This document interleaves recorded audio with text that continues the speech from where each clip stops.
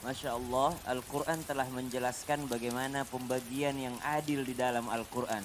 Ketika Allah Subhanahu wa Ta'ala menjelaskan lirrijali nasib, bagi seorang laki-laki sudah ada bagiannya, walin nisa'i nasib, dan bagi anak perempuan pun ada bagiannya, dan bagi kaum wanita pun ada bagiannya. Nasibah mafruḍah, Allah tidak pernah menzalimi hambanya, karena di antara kita akan ada yang mengatakan, kok laki-laki segini, kok perempuan segini, kok ada harta warisan yang seperti ini. Bagaimana Islam mengaturnya, bagaimana Islam sangat seadil-adilnya. Karena Islam sangat mengerti bahwa adil itu bukan berarti harus sama jumlahnya, tapi adil adalah menempatkan sesuatu pada tempatnya.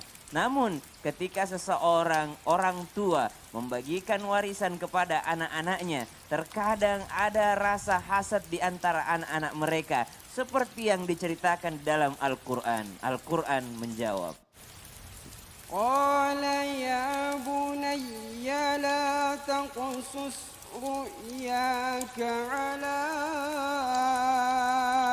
إخوتك فيكيدوا لك كيدا إن الشيطان للإنسان عدو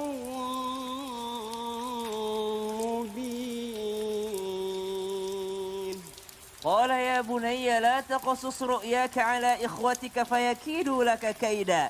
Karena di antara manusia pasti ada rasa dia memiliki hasad di dalam dirinya. Kemungkinan untuk tidak merasa adil di dalam hidupnya pasti ada. Maka seorang nabi saja, Nabi Yakub alaihissalam, memberikan perintah atau wejangan terhadap anaknya Nabi Yusuf alaihissalam. Ya bunayya la taqasus ru'yaka ala ikhwatika. Atas nikmat yang Tuhan berikan kepadamu, jangan kau terlalu menceritakan kepada saudaramu. La taqasus ru'yaka. Kenapa? Ala ikhwatika fayakidu laka kaida.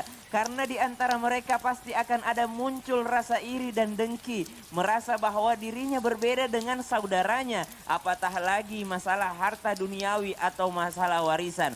Maka Allah Subhanahu wa taala melanjutkan kisah tadi dengan mengatakan, Al-Qur'an menjawab, وكذلك يجتبيك ربك ويعلمك من تأويل الأحاديث ويتم نعمته عليك وعلى آل يعقوب كما أتمها على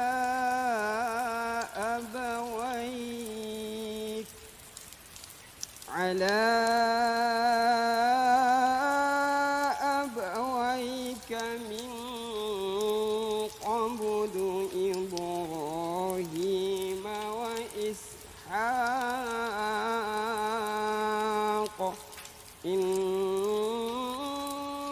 ربك عليم حكيم. Masih melanjutkan di mana keadaan Nabi Yusuf alaihissalam lebih utama dibandingkan saudara-saudaranya, bukan karena Nabi Yakub alaihissalam melebihkan di antara mereka, tapi di ayat 8, ayat 6, 7 dan 8 ini disebutkan kisah tentang Nabi Yusuf alaihissalam. Bagaimana mereka merasa bahwa inna abana lafi dhalalim mubin, sungguh orang tua kita ini lebih sayang terhadap Yusuf dibandingkan kita. Maka terjadilah tragedi yang kita kenang, yang dituliskan, ditorehkan di dalam Al-Quran. Bagaimana saudara-saudara Nabi Yusuf alaihissalam membawa Nabi Yusuf alaihissalam ke dalam sumur atau mengajak adiknya yang kecil itu untuk yang namanya berangkat pergi.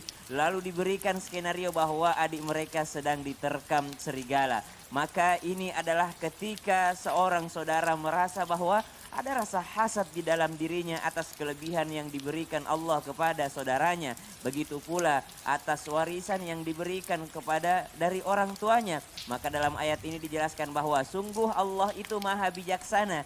Karena kadangkala seorang anak tidak menerima kebijaksanaan dari orang tuanya. Karena yang paling bijaksana hanyalah Allah Subhanahu wa ta'ala. Yang paling adil dalam pembagian hanyalah Allah Subhanahu wa ta'ala.